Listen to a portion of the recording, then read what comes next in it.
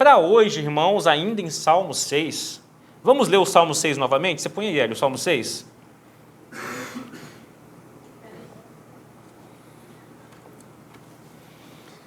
Vamos lá. Ó Senhor, não me repreendas em tua ira, nem me disciplines em tua fúria. Tem compaixão de mim, Senhor, pois estou fraco.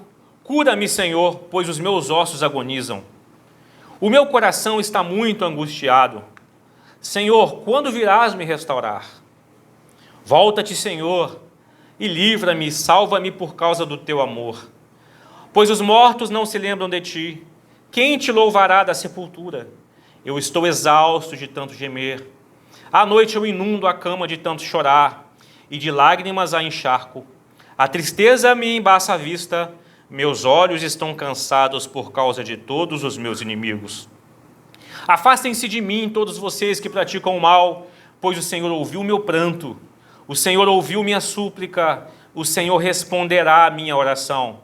Sejam humilhados e aterrorizados todos os meus inimigos, recuem de repente envergonhados. Termina assim o Salmo 6. Vamos lá, a mensagem de hoje: quando a culpa grita e a graça restaura. Aqui quem conhece esse equipamento aqui? Bigorna, né? Para que usa bigorna? Pesadaço, né? Fundição, preparar metal. Então é pesado, ou seja, a culpa pesa. Aí vem a graça, torna a culpa leve, né? A graça de Deus. E eu vou usar em paralelo aqui um livro, um best-seller, Culpa e Graça, de Paul Tournier, que Paul Tournier é um escritor, foi um pastor reformado, suíço, nasceu em 12 de maio de 1898 e morreu em 1986. Era um médico, Paul Tournier era um médico, e ele militou na medicina da pessoa.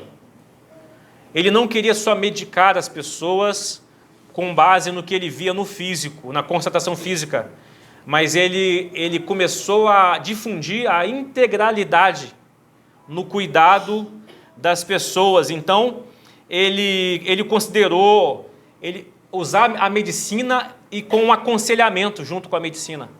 Paul Tournier foi considerado um psiquiatra cristão, por mais que ele não estudou a psiquiatria, mas ele foi considerado, e a sua prática médica era uma prática médica de aconselhamento. Então ele sustentava que o ser humano é mais do que corpo e mente, ele também é um ser espiritual.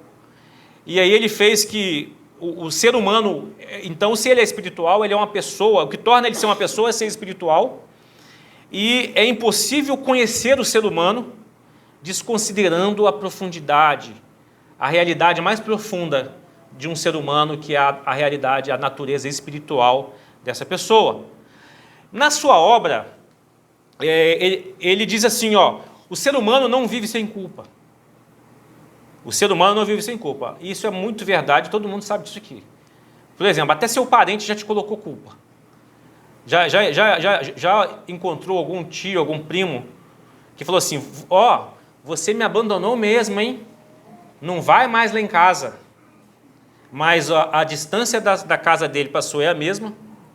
Ele tem seu número de telefone, mas ele colocou uma culpa em você, tá? Porque você não foi. Você me abandonou e não foi. O tempo todo alguém está te colocando culpa.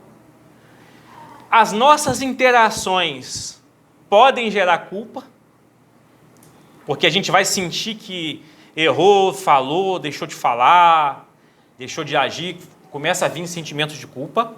Então a culpa é universal, a gente peca e gera culpa. Ou a gente acha que pecou e gerou culpa.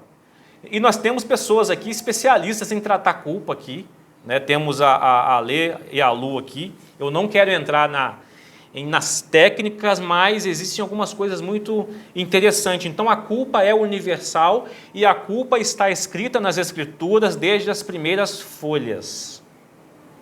Mas antes da criação do mundo, já havia escrito sobre culpa. Culpa.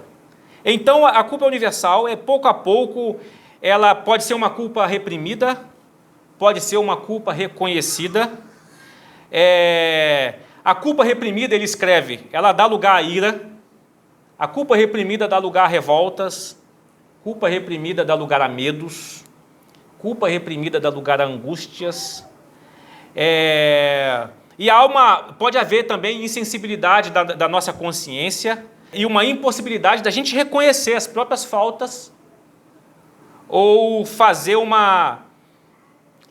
agir agressivamente dizendo que foram impulsos, mas são coisas reprimidas e não reconhecidas dentro de nós. Então, quando a culpa ela é consciente, a culpa verdadeira, uma culpa que é considerada mesmo eu errei, ela nos conduz ao arrependimento. Ela nos traz paz, a culpa nos traz segurança no perdão de Deus e ela vai trazendo o refinamento da consciência e vai trazendo o refinamento dos nossos comportamentos sociais, do nosso comportamento diante de Deus. Davi escreveu: Senhor, não me repreendas na tua ira, não me disciplina com fúria. Davi estava pedindo, eu errei, eu reconheço culpa, eu estou te pedindo misericórdia. Paul Tournier ainda escreve que existe a repressão da culpa, ou seja, há pessoas que são satisfeitas consigo mesmas, onde elas cometem coisas, elas ferem, elas atuam de maneira que trazem dor, mas elas não reconhecem, elas reprimem essa culpa. E há outros que se gabam de virtudes, né? Se gabam das suas virtudes e olha para os outros, todo mundo é culpado. Então aí pega textinho bíblico e coloca lá na rede social que Deus vai destruir o pecador, que vai fazer isso, e como se ela se coloca num patamar diferenciado dos demais pecadores, né? E gostam e são obcecadas pelas ameaças divinas. Existe um comportamento religioso, inclusive evangélicos, que são obcecados por textos que contêm ameaças divinas. Não sei se você já percebeu. Escolhem os textos ameaçadores, gostam de pregar sobre os textos ameaçadores, postam os textos ameaçadores e não se coloca como que todos os textos que Deus está avisando, todos nós estamos incluídos neles e a gente precisa se arrepender e olhar para Cristo. Existem pessoas martirizadas pela culpa. Eu, por exemplo, já tive um período na minha adolescência que eu achei que eu tinha pecado contra o Espírito Santo, né? E Jesus tem um texto lá que é todo aquele que pecar contra o Espírito Santo, né, não tem perdão, é visto como réu eterno. E será que eu pequei por engano, sem querer? Né? Eu não conhecia bem os contextos, né? E aí eu fiquei com aquela culpa, carregando aquela culpa, aí pedi às pessoas para me esclarecer, eu entrei em desespero. Eu não sei se já aconteceu com alguém aqui. Já aconteceu? Já? Alguma vez? Já aconteceu também? Aí quando você vai nas Escrituras, está falando o seguinte, o pecar contra o Espírito Santo é quando você diz que Cristo não veio operar na terra pelo poder do Espírito Santo, mas sim pelo poder de Beelzebul, Satanás. Jesus estava falando para os fariseus isso, que os fariseus estavam afirmando, esse Jesus aí, não é o Messias, ele está operando milagres por meio de Beelzebul. Aí Jesus fala, todo aquele que pecar contra o Espírito Santo não tem perdão. Mas por que não tem perdão? É aquele que rejeitou Cristo, não crê no Cristo, e diz que o que ele fez não foi por meio do Espírito Santo. Mas existem pessoas com martírio de culpa, e de várias outras formas. Existem igrejas que trabalham simplesmente na culpa. A forma de prender as pessoas, manipular as pessoas é colocando culpa. Então a galera fica sempre com medo, agem com medo, ofertam com medo por causa da culpa, né? Participam dos cultos todos os domingos ou a semana inteira por causa de culpa. Tem gente que tranca faculdade de igrejas neopentecostais, gente trancando faculdade porque a faculdade impede, ele trabalha de dia, o dia inteiro, porque não é rico, e como só tem a noite para estudar, mas tem que ir no culto, então se não for no culto, o pastor colocou culpa. Aí ela tranca a faculdade e passa a viver para Deus. Aí lá na frente, quando chega a uma certa maturidade, tem uma porção de gente assim, irmãos, pensa, eu perdi a minha vida sendo escravo de uma instituição religiosa por causa da culpa. Aí essa pessoa hoje está aí fora, odeia a igreja, olha a igreja como uma desgraça, um inferno, né, porque foi enganado, né? Então, o que ele fala, por torneio da lei da culpa? O que seria? A culpa, existe culpa verdadeira e culpa falsa. Existe a culpa de remorso, a culpa de inferioridade, e todas essas culpas levam a ira, revolta, medo, e quando leva a ira, revolta ou medo, gera um mal, algum mal acontece, ou consigo ou com terceiros. Aí o mal consumado desencadeia a culpa também, ou seja, é um círculo, um ciclo. Então ele diz assim, a culpa é inimiga da paz. Aí ele escreve ainda os esforços de Deus. Deus procura o diálogo pela sua palavra, pelos seus profetas, pela sua igreja. Deus faz perguntas ao ser humano, tem perguntas para todos nós nas Escrituras. Deus proíbe ações. Deus, ele faz esforços para proteger o homem contra o círculo vicioso que gera culpa e mal, culpa e mal. Eu fiz o mal porque eu tenho culpa, mas aí eu gero uma outra culpa, então fica aquele círculo. Mas o Senhor engaja e leva para levar o ser humano ao arrependimento e à graça, para que haja consciência da culpa, para que haja consciência e não fique ações inconscientes sendo geradas no mundo. Mas olha o que interessante que ele escreve: nem a lei de Deus, nem as suas palavras, nem suas perguntas, nem os males e sofrimentos que nos atacam, como resultado da nossa desobediência, são capazes de romper o diabólico círculo vicioso de culpa. Aí o que Deus faz? É necessária uma intervenção direta de Deus, a encarnação de Jesus Cristo, a sua morte sobre a cruz, a ressurreição, o presente do Espírito Santo, para salvar o homem do inexorável desenvolvimento da lei da culpa. Então, eu não sei como é que você está se sentindo aí, se está debaixo de alguma lei, de alguma culpa. Por algo que eu carrego no meu subconsciente. Eu não quero entrar muito tecnicamente, né? Eu estou vendo que a Lu está me olhando ali, não quero entrar... É brincadeira, tá, Lu? É brincadeira, eu estou com culpa. Perfeito, Lu, perfeito. Mas assim, esse círculo vicioso, o meu subconsciente, a Lu sabe muito bem disso, o meu subconsciente faz com que eu trabalhe, eu viva com medo, ou eu viva com ira, ou eu vivo buscando aceitação, ou eu desisto de fazer, desisto de viver, e por causa de todas essas consequências eu posso gerar o mal. Além da culpa que eu carregava antes, eu trago mais culpas. É um círculo. É um círculo. E aí o texto de hoje, quando a culpa grita, a graça restaura, Salmo 6, Davi estava com muita culpa. Davi fala: Senhor, eu estou com culpa, me trate com misericórdia.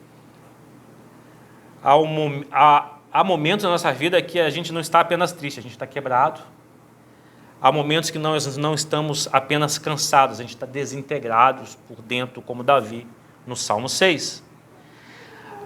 A culpa paralisa a nossa vida, a culpa corrói a nossa alegria, a culpa distorce a identidade, sabota nossos propósitos, mina nossa capacidade de glorificar a Deus. Aí a gente encontra no Salmo 6 verdades espirituais, mas de um homem carregado pela culpa pesada e restaurado pela graça. O que a gente aprende agora no Salmo 6? A gente falou sobre dor na semana passada, agora é sobre culpa, dentro do Salmo 6. A culpa, ela esmaga a vida. O Salmo no verso 1 a verso... O Salmo 6, verso 1, Senhor, não me repreendas na tua ira, não me disciplines em tua fúria. Tem compaixão de mim, Senhor, estou fraco. Cura-me, pois meus ossos agonizam. O meu coração está muito angustiado, ou a minha alma está perturbada, conforme a sua versão. Até quando, Senhor, virás me restaurar? Vejamos bem, esmagado fisicamente, emocionalmente e espiritualmente, isso se chama pela psicologia somatização da culpa. A gente sente o que está sentindo na alma, a gente sente na carne. Davi usa o termo ossos. E aí o Paul Tournier, ele escreve sobre isso. Ele não está falando sobre o Salmo 6, mas ele fala de uma maneira geral. A culpa reprimida corrói forças internas, desorganiza a nossa personalidade, tira a energia que sustenta a nossa vida. A gente fica sem energia quando carrega a culpa. O que Davi descreve no Salmo 6, o Tournier se explica. A alma adoecida faz o corpo ceder e a culpa esvazia as forças que deveriam gerar louvor. Isso é muito importante. Isso é muito importante. Por que gerar louvor? A gente vai no verso 5, eu achei muito profundo o verso 5. Senhor, se eu estiver na sepultura, se eu estiver quebrado, morto, se eu estiver acabado, como é que eu vou te louvar? Aí eu trago para nós, nessa questão de...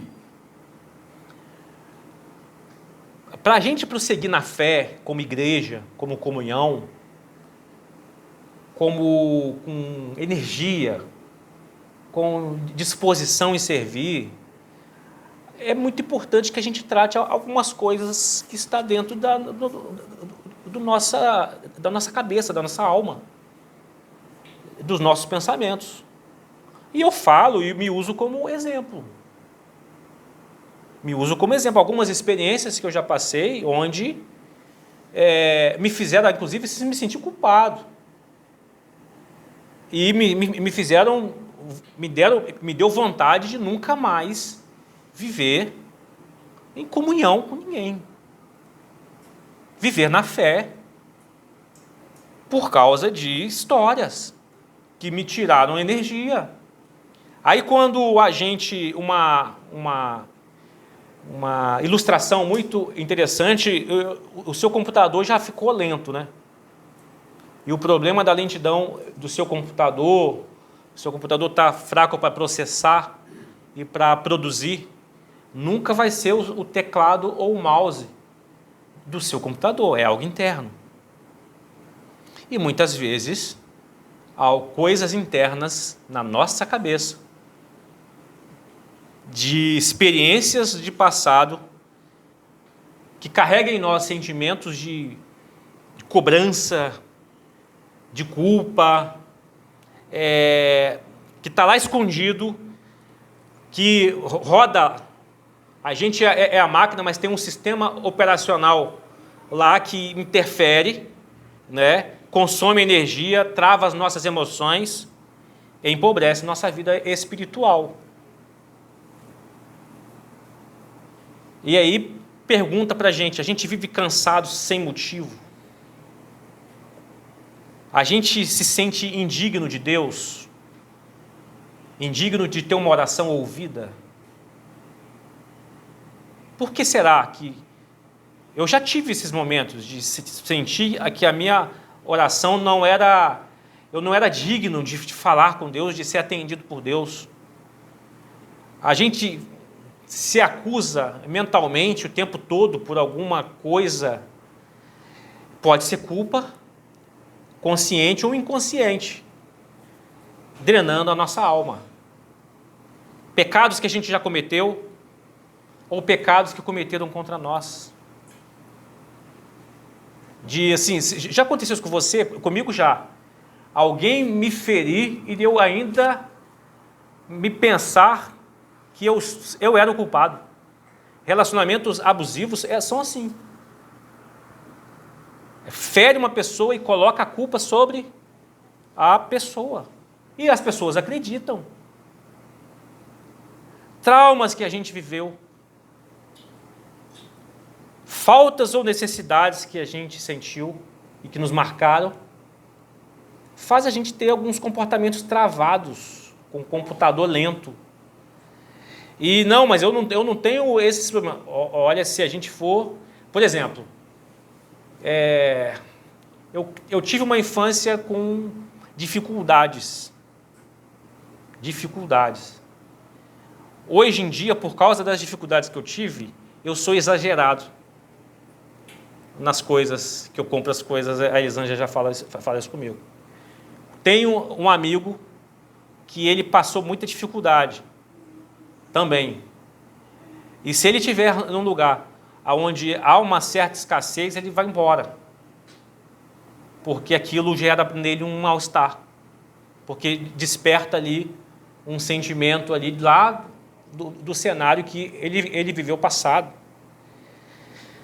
Quantas vezes pessoas, eu não quero aprofundar aqui, você está usando psicologia? Não, eu não estou usando a psicologia, eu estou usando as escrituras, inclusive, que ela é integral.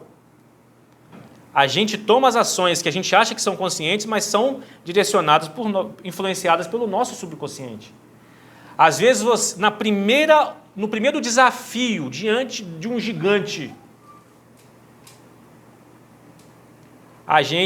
no primeiro desafio, a gente se estressa, fica com ira, com raiva e já pensa em mudar. Eu tenho uma história de um avô. Meu avô, ele era colono de terras, de plantação de café, lá no Espírito Santo. O meu avô, quando estava na véspera da colheita, alguma coisa mexia com ele, que ele ficava com raiva de alguém aborrecia ele abandonava toda a colheita que ele ia dividir lá com o dono das terras, e a família passava dificuldade.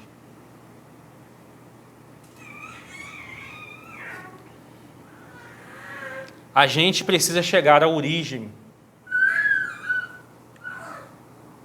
Desistir fácil de alguma coisa, irar-se descontroladamente, procrastinação, preocupação excessiva com dinheiro, que gera avareza, medo de passar fome. Eu tenho um parente que ele passou muita dificuldade na sua infância, o relacionamento do seu pai com a sua mãe abusivo, e eles passaram muita dificuldade. Esse meu parente é concursado no estado, mais de uma matrícula, recebe o suficiente bem, mas certo dia ele se flagrou fazendo Uber 4 horas da manhã. Aí eu conversando com ele, rapaz, que loucura. Olha, pensa na origem que te gerou a tomar essa posição. A esposa reclamando, ela dormindo em casa, ele trabalhou o dia inteiro, ela dormindo em casa, ele pegou e foi fazer Uber para ganhar dinheiro. Descontroles financeiros, não servir a Deus como deveria servir, medo de novos desafios, tem tudo a ver com algumas coisas não tratadas e não redimidas pelo Evangelho. O tempo aqui é muito curto, mas a gente está aprendendo que no Salmo 6, a alma grita por alívio. Davi, dos versos 4 a 7, ele chega no limite, ele escreve: eu estou cansado de tanto gemer, eu estou inundando de lágrimas a minha cama, os meus olhos estão consumidos de tristeza, ele não está aguentando mais. Ou seja, ele sabia qual era a sua culpa, e aí Tournier, ele escreve sobre culpa autêntica versus culpa destrutiva. ou culpa neurótica, né? O que Tournier escreve? A culpa verdadeira leva ao arrependimento. A culpa neurótica leva ao desespero e à passividade. O que ele escreve como culpa neurótica? A gente trazer coisas colocando como culpa de algo que não existe.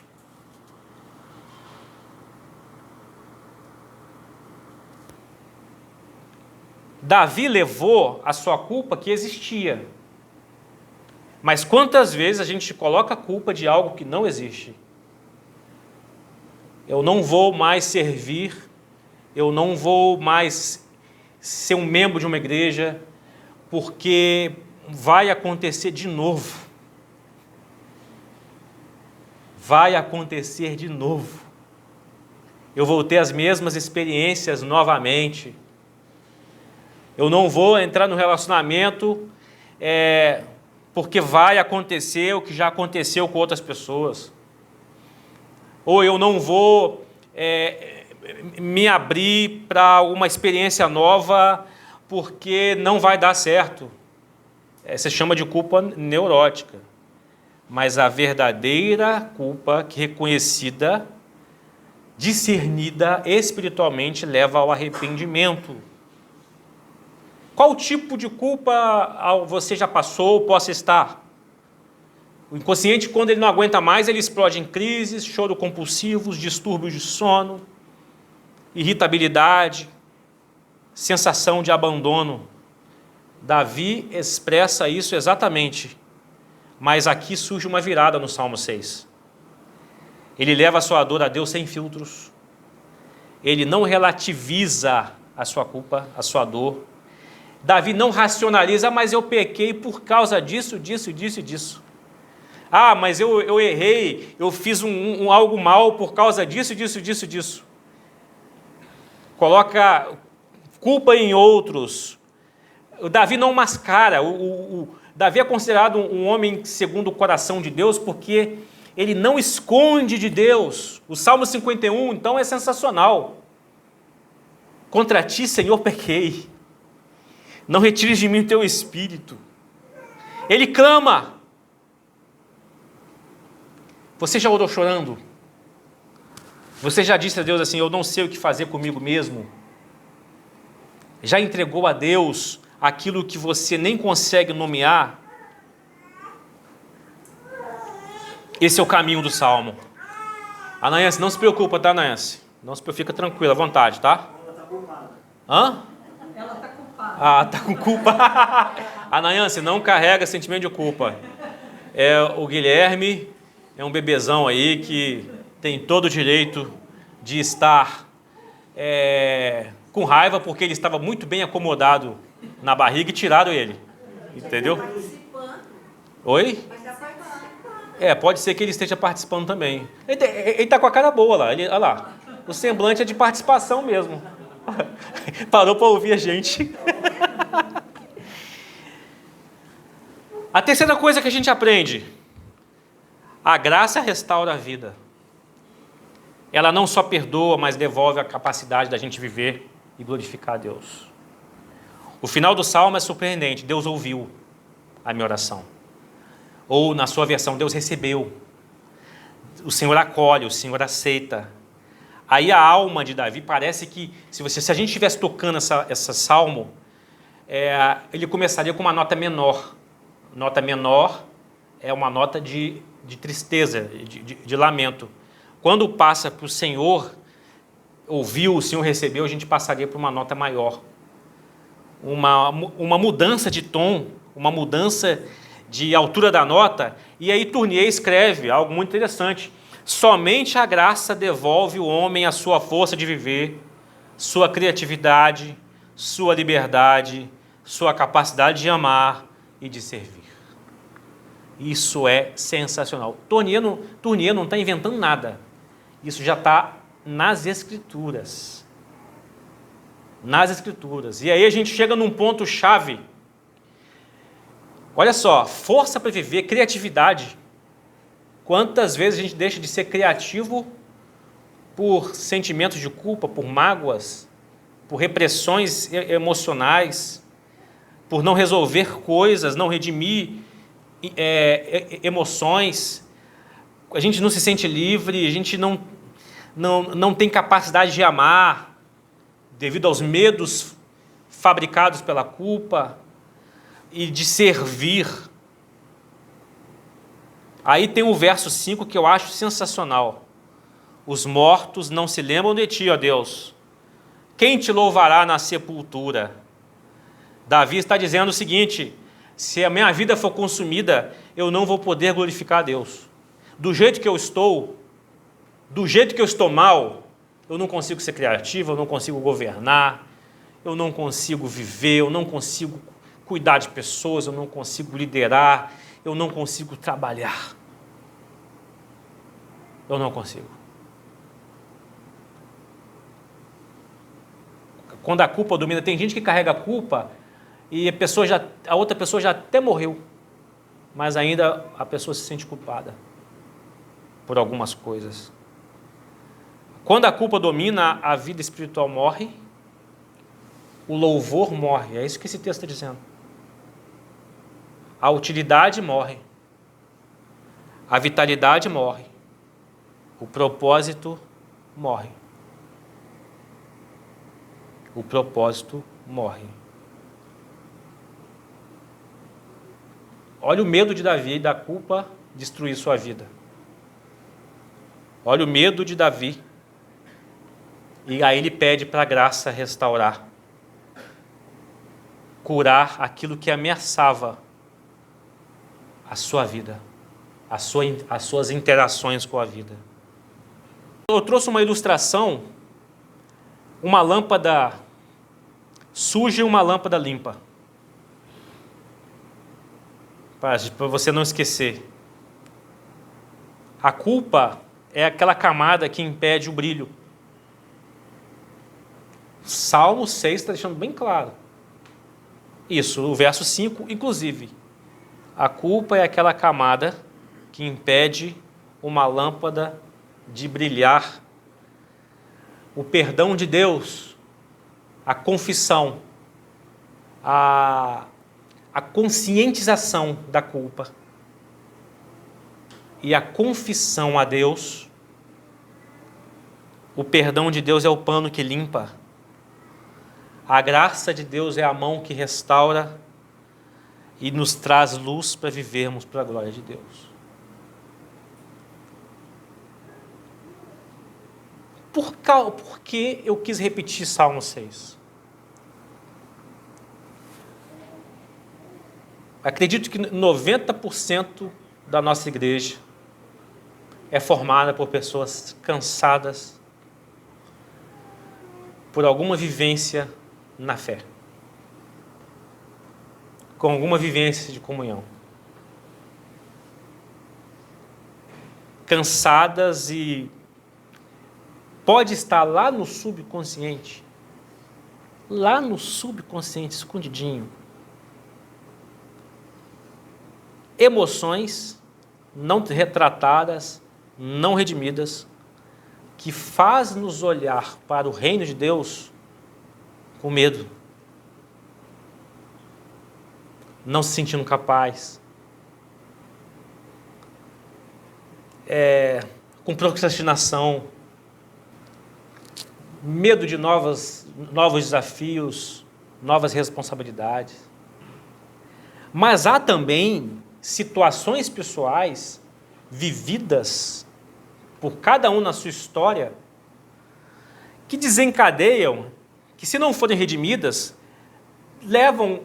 trazem reflexo na nossa vida como comunidade, na nossa vida como um casamento, na nossa vida profissional, na nossa vida de relacionamentos amorosos e quaisquer outras áreas da nossa vida que minam.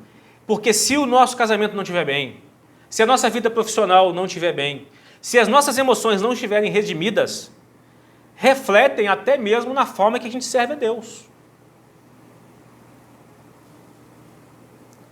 E qual é o conselho da graça para a gente hoje? Enfrente a culpa à luz de Deus. Faça uma Use aí o seu processador interno, o seu computador. Eu não sei se o seu computador está travando. Algum computador aqui está travando? O meu trava de vez em quando. Faça aí aperta um botão aí de recapitulação de algumas histórias que você já viveu, já passou, que possa ser constatado que é culpa reprimida e não exposta e não levada diante de Deus. Ou talvez é culpa neurótica que vira doença. Algo que não existe, você está culpado. Assim como aqui eu brinquei com a Lu assim, me olhando assim, né? Não existia, né? Ela não estava me julgando aqui. É culpa neurótica. Exemplo vivo aqui. Mas a culpa confessada gera alívio. Então, talvez você não lembre tudo hoje, mas tira essa semana, começa a fazer aí aquilo que você viveu no passado, na infância, suas dores de falta, quando você não recebeu a devida atenção, quando faltou coisas, quando deixou de receber um abraço, um carinho, quando você viu, foi injustiçado. Faça nesse decorrer, e muitas vezes, quando a gente não ora ao Senhor sobre essas coisas, quando a gente não deságua diante do Senhor com os nossos olhos, Senhor, eu não quero levar para dentro do meu casamento reflexos de algo guardado dentro do meu coração e não tratado. Eu disse, mas eu não consigo enxergar. Existem pessoas que podem te aconselhar a chegar. Existe a terapia. Mas assim, a terapia, depois que você aprender a sair do looping de pensamentos aprisionados, vamos para o Evangelho, para redimir essas coisas, em frente à culpa, à luz de Deus. Porque aí pode ser que a luz de Deus, gerando alívio nas nossas confissões de dores, que nos traz comportamentos de mágoa, de ira, de medo, de procrastinações, e até mesmo situações que a gente acovarda nas ações, no que é necessário para a vida, para a glória de Deus, para o casamento, para sua vida profissional, coragem para enfrentamento e para comunhão no reino de Deus. A culpa confessada, ou histórias confessadas e redimidas diante da luz de Deus, gera alívio, gera liberdade. Em frente à culpa, pare de se punir também. Deus não exige sacrifícios psicológicos. A graça não depende de seus méritos, do que você fez ou deixou de fazer. Graça é graça, graça é de graça. Graça não depende dos seus méritos. Graça é graça. Graça é um escândalo. Graça é um escândalo. Para aquela galera que gosta dos textos que Deus vai punir, vai condenar, e de fato Deus vai fazer isso, que a gente não entende Deus, ao mesmo tempo que Deus é ira, Deus é amor. Paul Tournier, ele escreve algo sensacional. Para Deus amar, ele tem que ter também a sua ira.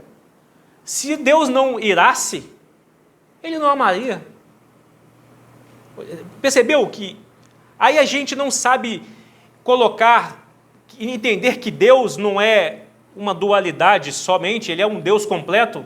Aí uns ficam com um Deus da ira e outros ficam com um Deus que é só amor, que é um Deus condescendente, que é um Deus que não disciplina, mas Deus é um ser completo.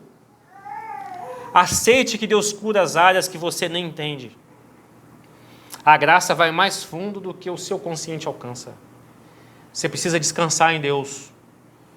Se você está tendo comportamentos de ira, de medo, reprimido, se sente travado, as coisas não andam conforme você queria, desistência, primeiro desafio já quer desistir, está procrastinando. Peça a Deus para revisitar áreas que você não conhece, te mostrar, ou mesmo não precisa nem te mostrar, mas restaurar áreas da sua vida, de que gerou dependência, rancor, mágoa, coisas não resolvidas. Permita a partir de então que Deus restaure a sua utilidade espiritual. A culpa, conforme foi lido aqui, rouba propósito e a graça devolve o louvor. A graça devolve o louvor. Se porventura você está louvando pouco, louvar não é só cantar não, tá gente? É bem dizer a Deus em todas as coisas. Louvar é elogiar a Deus. Acorda de manhã, Deus, o Senhor é sensacional. Não precisa usar termos evangélicos, clichês para falar com Deus. O Senhor é sensacional. Olha a sua criação, olha eu. Olhe eu. Amar a si mesmo, né? Sabia que a religião também coloca a culpa de você não amar a si mesmo?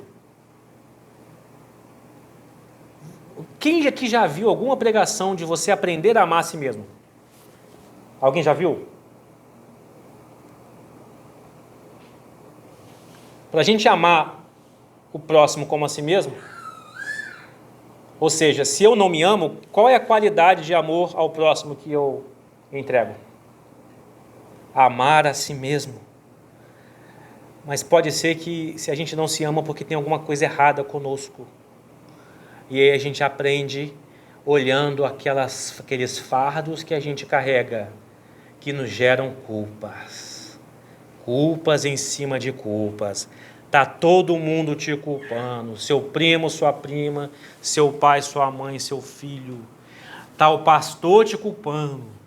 Está todo mundo te culpando. Mas você precisa entender o que é de fato a culpa que a gente tem que confessar a Deus e o que é de fato a culpa neurótica que não traz ganho em nada. A gente inclusive tem que largar dessas coisas e a gente tem que ter devolvido, receber de volta o louvor, a capacidade de louvar, a capacidade de se alegrar no Senhor. E o Salmo 6 termina em vitória, não em desespero. Essa é a mensagem de hoje para mim e para você. Mensagem de vitória e não em desespero. Curva a sua cabeça nesse momento. Eu não sei se eu me consegui fazer entendido, mas eu sei que o Espírito Santo está aqui conosco. Vai tocar na pessoa que ouvir essa mensagem. Ó Deus, ajude-nos, Senhor, a redimir nossas emoções. Ajude-nos, Senhor, a não mascarar nossas culpas. Ajude-nos a sermos sinceros com Deus, porque conforme vimos, o Senhor disciplina com amor. O Senhor disciplina com amor, o Senhor disciplina como um pai. Nós não estamos destinados à ira, Senhor.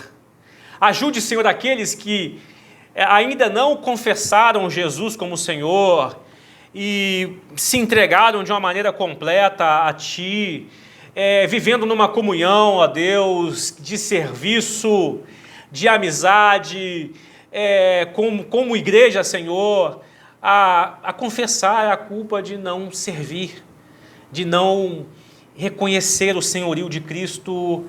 Ajude, Senhor, e nesse momento a gente vive na graça da confissão, onde o Senhor está pronto para ouvir o que vier da nossa boca, Senhor. Dai-nos essa coragem, e se porventura, Senhor, há pessoas constrangidas até mesmo em orar por causa da culpa, por causa de pecados, Deus, redime essa culpa, dê coragem para que essa vida tenha sinceridade em descarregar diante do Senhor todas as suas emoções, buscando essa redenção, ó Deus. Deus, não permita que a gente viva como um povo culpado, um povo sem propósito, um povo reprimido, um povo com medo de desafios, um povo, Senhor, que na primeira oportunidade, no primeiro entrave, na primeira dificuldade, a gente desista. Não, Senhor, ajude-nos a olharmos para um Deus, o Deus que nos concede vitória nesse mundo. Ó Deus, então redime nossas emoções. Redime nossas emoções. Espírito Santo, interceda por nós naquilo que a gente não consegue nem dizer. E por favor, Senhor, nesse processo de amadurecimento na fé, que nós venhamos, Senhor, amadurecer, crescer na sinceridade, nas confissões e na busca de alívio e na paz que somente Cristo pode dar. É o que eu oro em nome de Jesus. Nós oramos. Amém e amém.